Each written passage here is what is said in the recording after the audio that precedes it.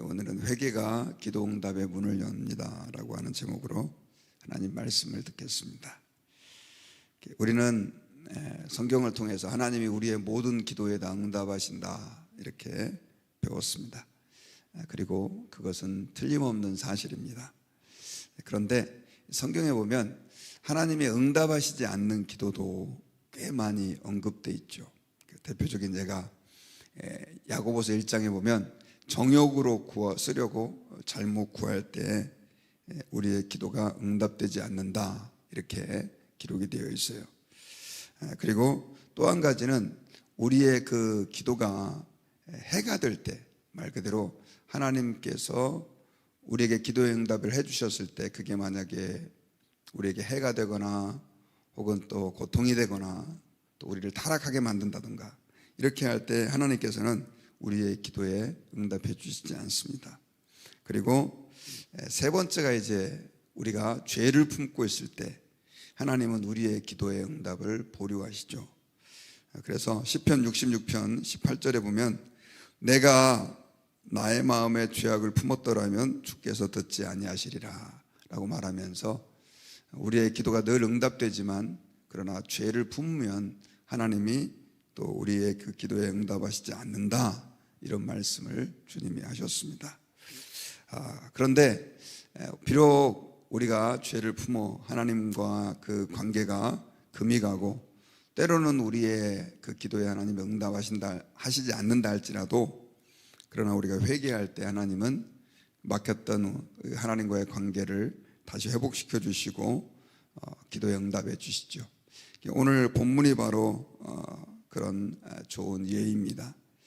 여러분 오늘 본문은 우리 지난주에 이제 금요일 날에 계속 이어서 이스라엘 그 땅에 3년이나 계속해서 가뭄이 들었을 때 다윗은 왜 이렇게 가뭄이 드는지 하나님께 기도했을 때 하나님은 바로 이 사울이 하나님과의 언약을 파기하고 기브온 사람들을 죽였기 때문이다. 사실 성경에는 기브온을 언제 그렇게 죽였는지 잘 기록이 되어 있지 않습니다. 그러나 사울은 자기의 정치적인 이유 때문에 그 기브온 사람들을 하나님과의 그 언약을 파기하고 죽인 것 같아요. 그래서 하나님은 바로 그 사울의 잘못을 생각나게 해요. 그리고 나서 이 다윗은 그 기브온 사람들을 불러서 우리가 어떻게 하면 다시 당신들과 그 모든 언약을 파기한 것들을 회복할 수 있겠느냐라고 물었을 때 그들은 사울의 후손 중에서 7명을 사형시켜라 그런 참 힘든 이야기를 요청하죠. 그래서 다윗은 자기가 아꼈던 또 요나단과 언약을 했던 무비보셋은 빼놓고 나머지 이 메랍과 리스바의 그 자녀들을 7명을 그렇게 그 하나님과의 언약을 파기한 죄로 그렇게 나무에 매달아서 결국 처형을 하게 됩니다. 그리고 나서 이제 오늘 이어지는 본문은 그 일 이후에 어떤 일이 있었는지 이제 기록됐는데 그 아야의 딸 리스바, 이 리스바는 이제 그 사울의 첩입니다. 그런데 그녀는 자기의 두 아들이 어떻게 기브온과의 그 언약을 어겼다는 죄에 대한 대가로 이제 죽게 되는데 너무너무 슬펐겠죠. 하루아침에 졸지에 두 아들을 잃게 되었으니 말입니다. 그래가지고 10절에 보면 바위 위에다가 굵은 배를 펴고 곡식 빼기 시작할 때부터 하늘에서 비가 시체에 쏟아지기까지 계속해서 그 시체를 지킵니다. 왜냐하면 낮에는 공중의 새가 그 시체를 쪼아먹지 않도록 하고 밤에는 들짐승들이 그 시체를 해하지 않도록 하기 위해서 그 시체를 지켜요.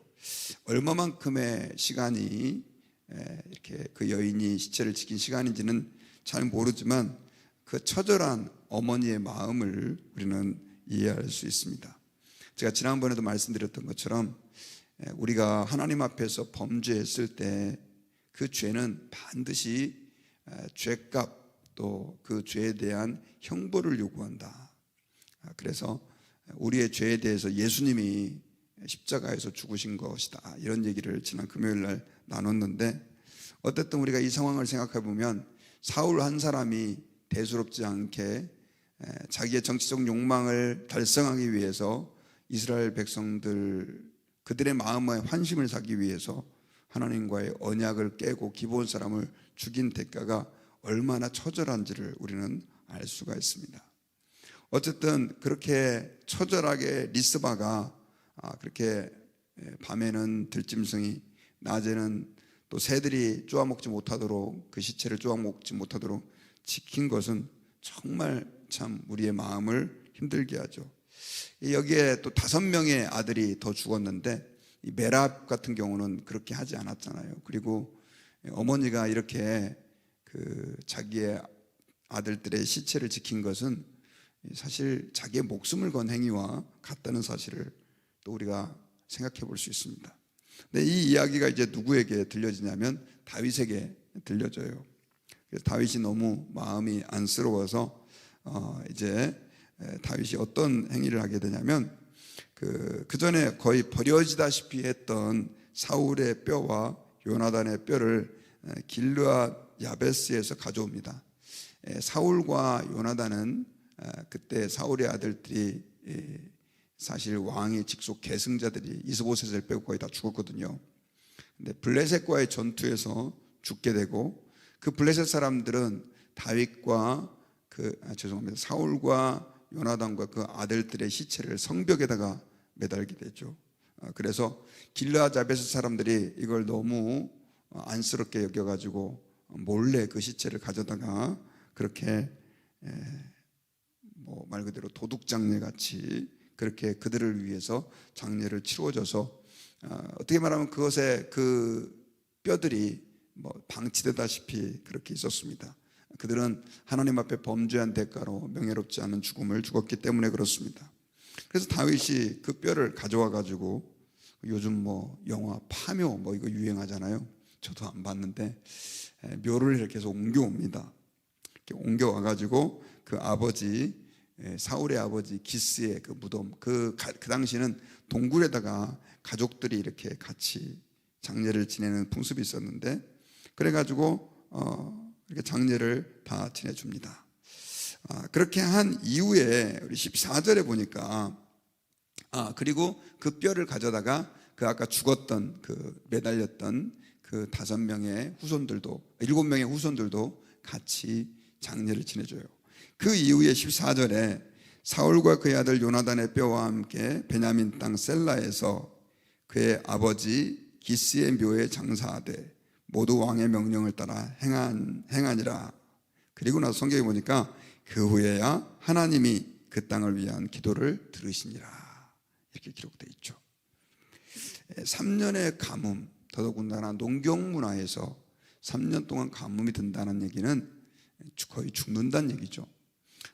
그런 처절한 하나님의 어떻게 말하면 심판과 징계, 그리고 아무리 다윗이 기도해도 하나님 우리 백성을 불쌍히 여겨주셔서 비를 주옵소서 라고 하는 그 기도에 듣지 않으셨는데, 그 말 그대로 사울의 그 행한 범죄, 그 죄가 이제는 잘 심판이 되고 또 죄값이 다 해결이 되었을 때 결국 하나님은 다시 하늘문을 여시고 기도를 들으셨다라고 표현되어 있습니다. 그리고 하나님의 그 기도의 응답과 축복은 거기서 끝나지 않았어요. 우리 15절부터 22절까지 내용을 보면 이제 이 다윗이 나머지 블레셋을 어떻게 정벌하는가의 내용이 기록이 되어 있는데, 사실 블레셋은 난공불락과 같은 정말 힘든, 이스라엘에게 있어서의 힘든 상태에 있었습니다. 계속해서 사무엘 때부터 시작해서 전투가 있었는데, 그 블레셋에 오늘 그 15절부터 22절까지 보면 4명의 그 거인들, 당시의 용사들이 있죠. 그리고 골리앗의 이렇게 친척들인데, 그들을 어떻게 이겨나가는가가 기록이 되어 있습니다. 근데 여기서 보면 블레셋과의 전쟁을 할 때 전쟁의 장소가 가만히 보면 블레셋의 수도입니다. 수도.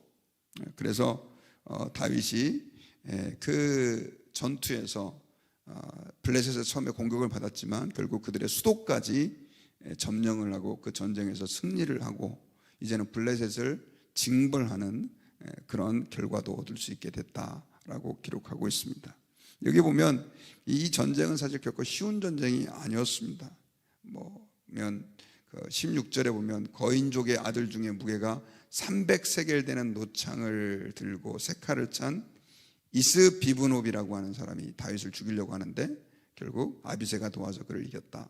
근데 여기서 보면 300세겔 되는 노창은 킬로그램으로 따지면 한 3.25kg 정도 되거든요. 근데 그 당시 보통 군인들이 드는 창이 1kg 정도 되는 그런 창이었었어요. 칼이었었어요. 그러니 거의 3배의 무게를 칼을 들고 다녔다는 얘기는 그만큼 위협적인 존재였다는 거죠. 그리고 발가락이 6인 또 그런 거인족도 나오고 쭉쭉 이렇게 여러 사람들이 나오는데 또 그 19절에 보면은 배틀채와 같은 창자루를 든 또 이 사람들도 나오고요.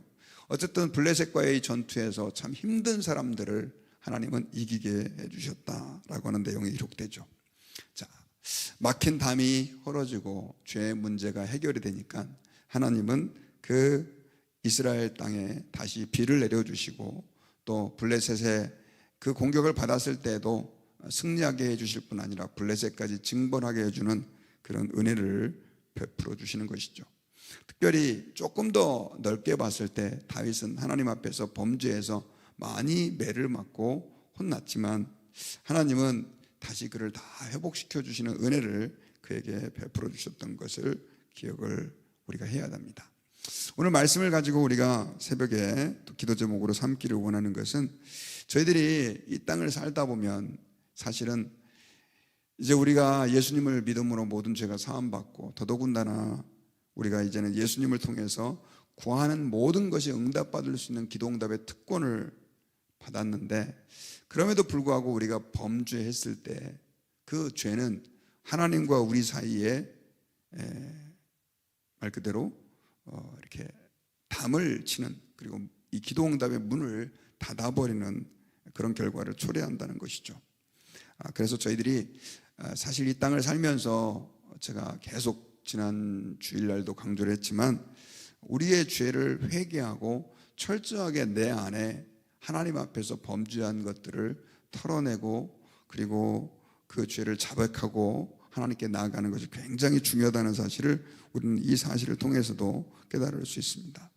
그래서 우리는 기도할 때마다 내 자신을 한번 돌아보고 하나님 앞에 내가 회개해야 할 죄가 없나, 혹시 그것이 나의 기도응답의 문을 막고 있지는 않은지 한번 좀 돌아보고 하나님 저희로 하여금 늘 하나님 앞에 정결한 심령으로 살 수 있게 도와주시고 사실 하나님 앞에서 우리는 우리의 모든 죄가 예수님의 십자가의 보혈로 용서받았고 더더군다나 요한복음 16장 24절에 보면 지금까지는 너희가 내 이름으로 아무것도 구하지 아니하였으나 구하라 그러면 받으리니 라고 약속을 해주셨는데 사실 이미 주님이 우리의 모든 죄를 해결해 주셨기 때문에 우리가 하나님 앞에서 우리의 죄를 자백할 때 요한일서 말씀대로 우리의 모든 죄를 주님은 용서해 주시고 다시 한번 기도 응답의 그 역사를 우리에게 회복시켜 주실 줄로 저는 믿습니다.